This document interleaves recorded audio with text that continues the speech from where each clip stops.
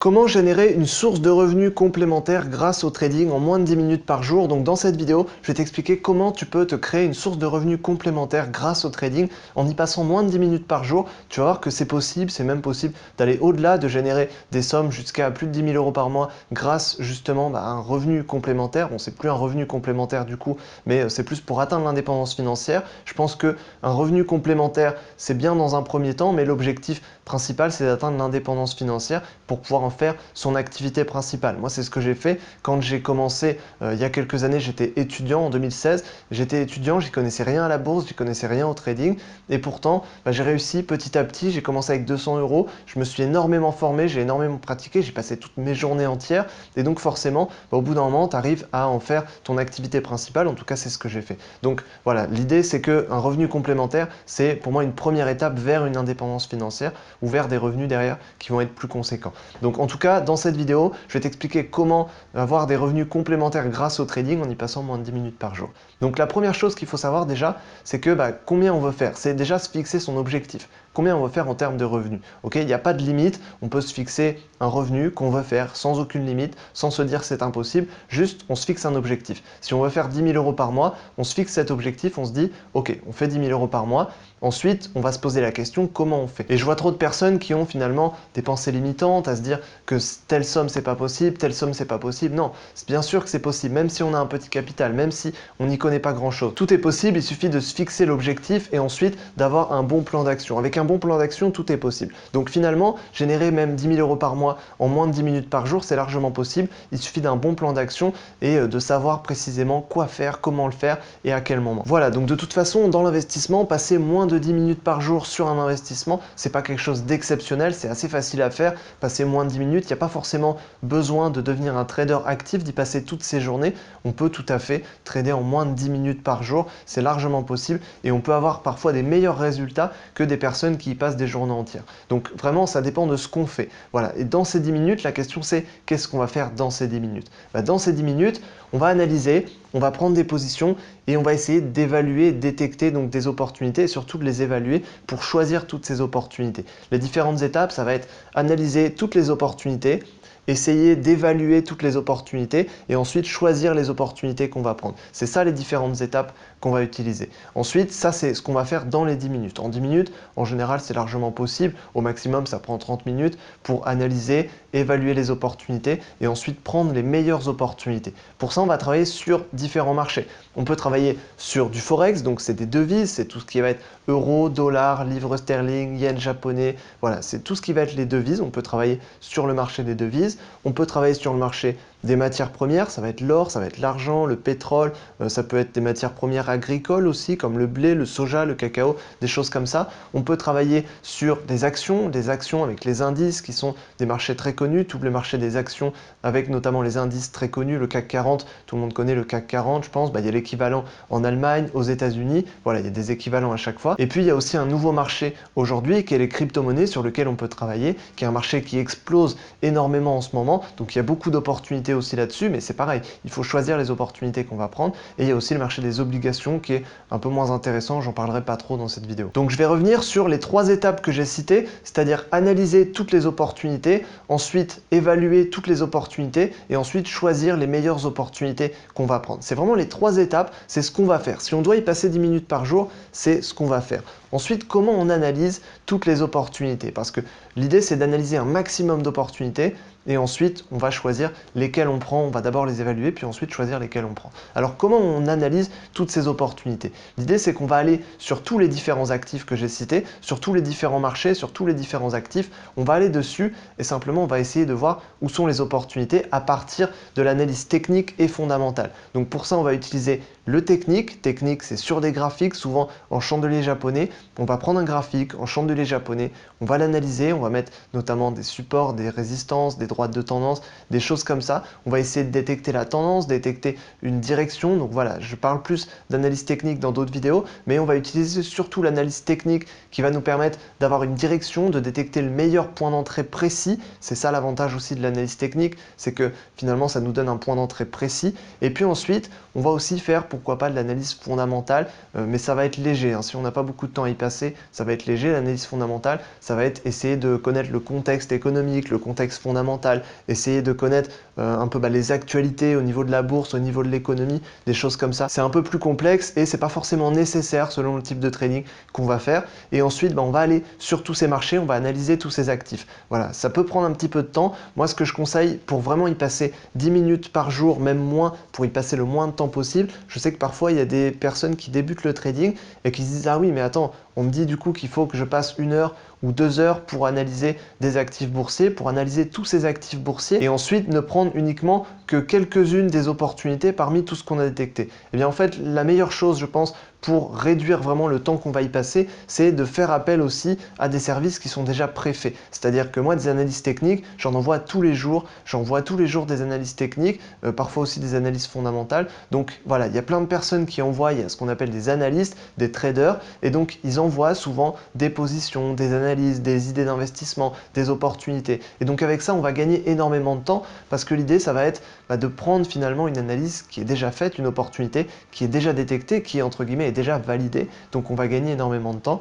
Et surtout, même si on fait soi-même ces analyses, si on repasse derrière, eh bien on a déjà toutes les analyses qui sont préfaites. Donc comme ça, on va gagner énormément de temps, ça va permettre d'aller beaucoup plus vite. Donc pour ça, c'est surtout analyse technique et analyse fondamentale, en utilisant bien sûr des analyses qui sont déjà faites. Analyse fondamentale, on peut voir ça sur la plupart des sites de bourse, on a déjà des analyses fondamentales qui sont quasiment complètes avec tous les chiffres sur les sociétés, les chiffres sur le forex, des choses comme ça. Et puis analyse technique, simplement faire appel à des gens qui font déjà des analyses techniques. Et moi-même, je le fais aussi de temps en temps, je fais appel à des analystes pour simplement peaufiner mes analyses, pour avoir des opportunités en plus et puis aussi pour gagner du temps. Donc simplement dans l'investissement, ça permet d'aller plus loin aussi, de déléguer peut-être une partie de l'investissement. Ensuite, une fois qu'on a toutes ces opportunités et toutes ces analyses, la deuxième étape, ça va être de trier. Parce que si on reçoit par exemple 10, 20 ou 50 opportunités d'investissement tous les jours, on va peut-être pas prendre 20 investissements tous les jours, 20 nouveaux investissements tous les jours, c'est peut-être pas la peine. Donc on va trier les investissements. Il y en a peut-être en plus de ça qui vont se ressembler. Peut-être qu'il y a des investissements qui vont se ressembler, qui vont être un peu dans les mêmes domaines, un peu sur la même chose. Et peut-être que finalement, il y a certains investissements où on est mieux parfois à attendre. Parfois, il vaut mieux juste attendre un petit peu pour ensuite entrer en position à un meilleur moment. Donc simplement, on va trier les opportunités. Pour trier les opportunités, il y a 3 critères qu'on peut utiliser. Il y a notamment le ratio, donc simplement le risque-gain, donc le risque par rapport au gain. Si par exemple, on va risquer 1 et qu'on va gagner 1, peut-être que c'est pas la peine forcément de prendre cette position. Par contre, si on va risquer 1 et qu'on va gagner 3, là c'est beaucoup plus intéressant. Ça veut dire qu'on va gagner 3 fois plus que ce qu'on risque de perdre. Donc ça veut dire que c'est un trade qui est beaucoup plus intéressant, c'est un investissement qui est beaucoup plus intéressant. Donc on évalue par rapport au risque et reward, donc ce qu'on appelle le risque gain. On peut évaluer les opportunités par rapport aussi à l'exposition qu'on a sur notre compte de trading ou sur nos différents investissements. Par exemple, si j'ai déjà des investissements sur du gaz naturel, sur du pétrole et qu'on m'envoie à nouveau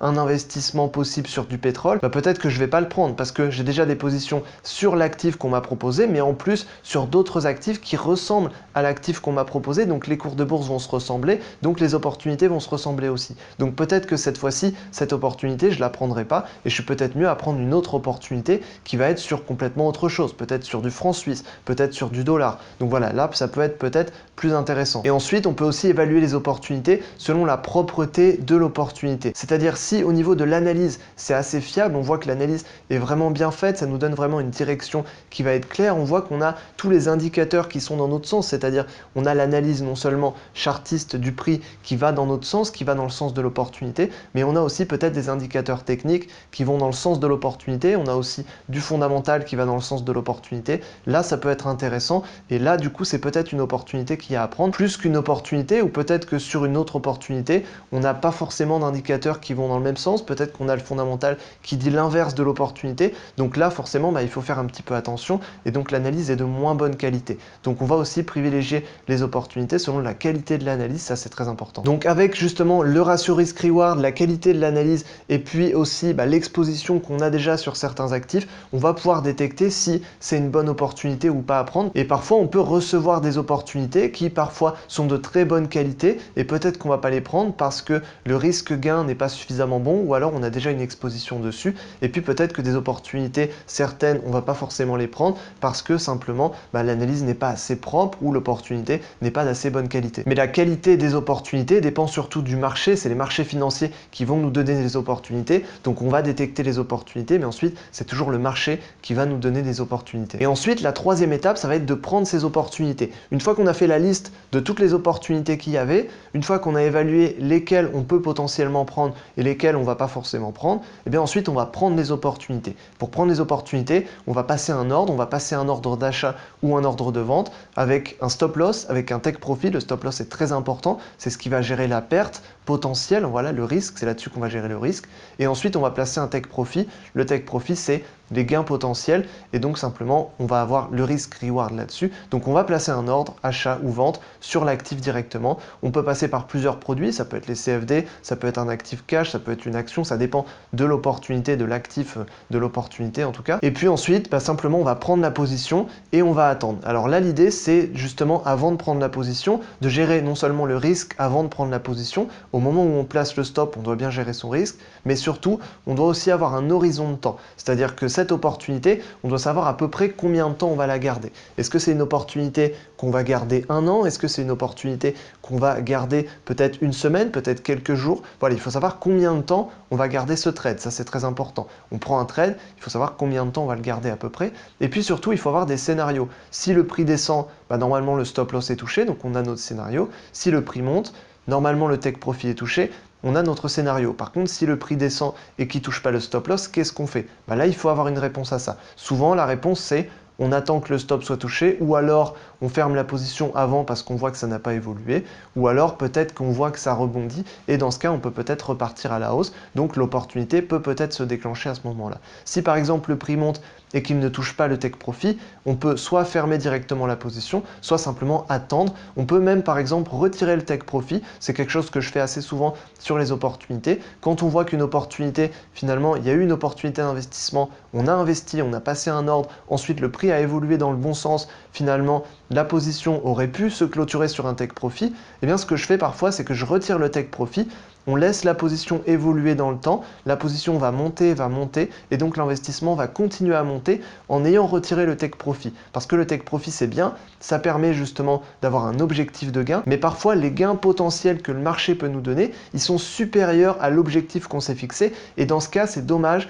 de clôturer directement sur son objectif. Donc ce qu'on peut faire c'est simplement retirer le take profit à ce moment-là. Voilà, ça peut être aussi une solution. On peut même remonter le stop loss. Ensuite il y a plusieurs techniques de gestion de position, on peut aussi reprendre d'autres positions. Et puis il faut bien sûr gérer aussi son exposition, donc gérer l'exposition par rapport aux différentes opportunités qu'on a déjà en cours. Donc voilà les 3 étapes pour générer un revenu complémentaire avec le trading sans y passer énormément de temps. Ça va être déjà analyser, donc avoir des analyses, avoir des opportunités. Pour ça on peut soit y passer à peu près je dirais 1 heure par jour si on débute, c'est pas mal pour vraiment s'entraîner à l'analyse. Sinon on peut se faire aider. Moi tous les jours j'envoie des opportunités aux personnes que j'accompagne sur les marchés financiers, donc il y a le lien d'ailleurs en description si ça t'intéresse.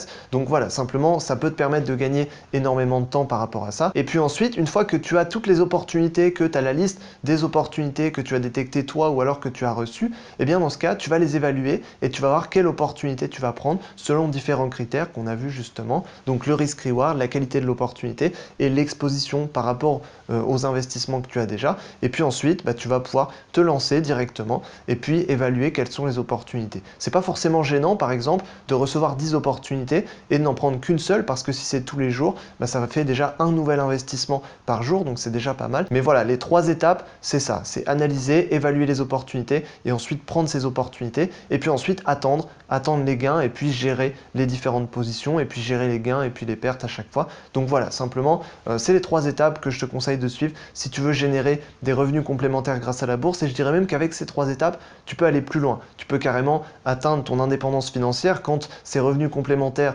deviennent simplement plus importants que ton activité actuelle. Là, du coup, tu peux même quitter ton activité actuelle et te lancer à 100% dans le trading et dans l'investissement et en faire ton activité principale, pourquoi pas, et atteindre l'indépendance financière. En tout cas, je pense que c'est surtout une première étape vers l'indépendance financière à mon avis. Donc voilà, en tout cas dans cette vidéo, j'espère que je t'ai aidé justement à savoir comment générer justement une source de revenus complémentaire grâce au trading. Si tu veux en savoir plus par rapport au trading, je t'ai préparé 1 heure de conférence complète dans laquelle je t'explique comment j'ai réussi en partant de zéro à vivre du trading et à générer justement des revenus qui m'ont permis d'atteindre l'indépendance financière. Donc le lien est juste en dessous, le lien est en description. Tu as une conférence complète, ça dure plus d'1 heure. Tu vas apprendre tous les détails et toute la stratégie précise que j'ai utilisée pour justement pouvoir vivre du trading et générer des revenus grâce à ça qui sont complémentaires, mais surtout qui sont plus importants derrière. Donc voilà, en tout cas, j'espère que je t'aurai aidé dans cette vidéo. Et puis sur ce, on se retrouve dans une autre vidéo. Salut!